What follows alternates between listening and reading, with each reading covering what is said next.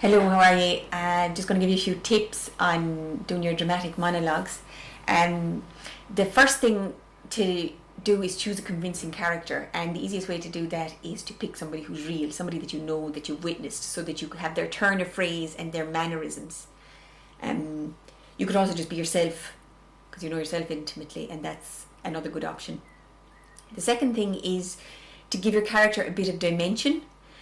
This means that you're not all black and white. We're not all heroes and villains. So somebody could be very angry, like and aggressive, but it's good to show a sort of a lapse, a momentary lapse or softness, um, and to show that sort of that inherent contradiction that is in people, um, and it gives the character more credibility.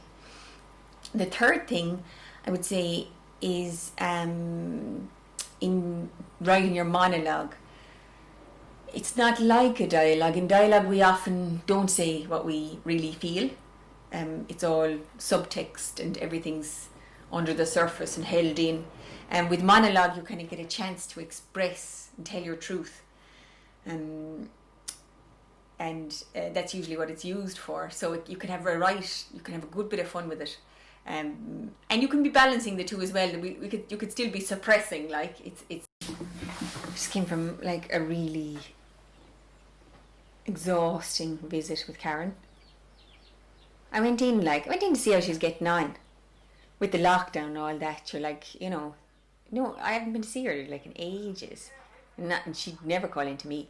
So I went in, place totally in a mess, curtains pulled, a glorious day outside, and she's watching some annoying American fella on YouTube, and she just launches into it. Not even like, how are you, or do you want a cup of tea? Like, just launches into this like the COVID-19 is a hoax, and they're just trying to vaccinate us and microchip us, and to control us.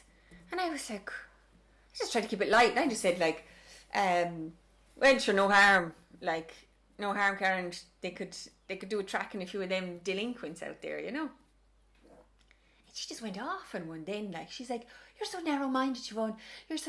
You've got to wake up and smell the coffee. Like I mean. I just kind of said nothing, and then I said like, look, Karen, I don't want to get into it now. I just came in to see how you are, and like how you're getting on and stuff. And then she kind of checked herself. Then she reined it in a bit, but it was still brewing in her. Like, she showed me the polytunnel then, and God, yeah, she's done great work out there. Like, it's amazing looking.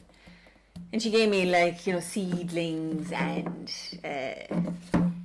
load of parsley. She's a load of parsley growing. And then she gave me a cup of tea as well. But like, yeah, there was a strain there. I kind of couldn't wait to get out of there, really. Like, so I left. Like, but like, I wasn't in the better of it. I was just tired. Like, and I didn't, didn't want to be. Yeah, I wanted to leave it amicable, like, because like if there'd be radio silence then for another month, and then it'd be all building up, and it's the lads that'd suffer.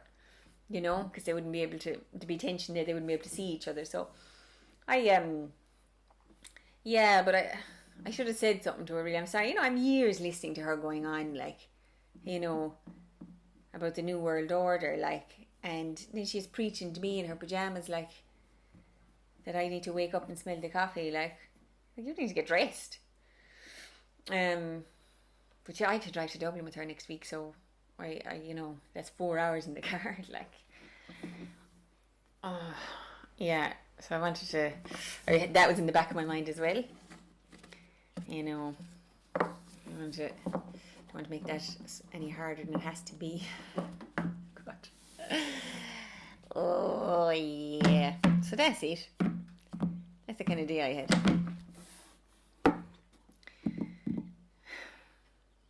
And who'd have him? Who'd have him? Mira, she's good as well. Like, she's good as well. Like, she'd do anything for you. She's very generous.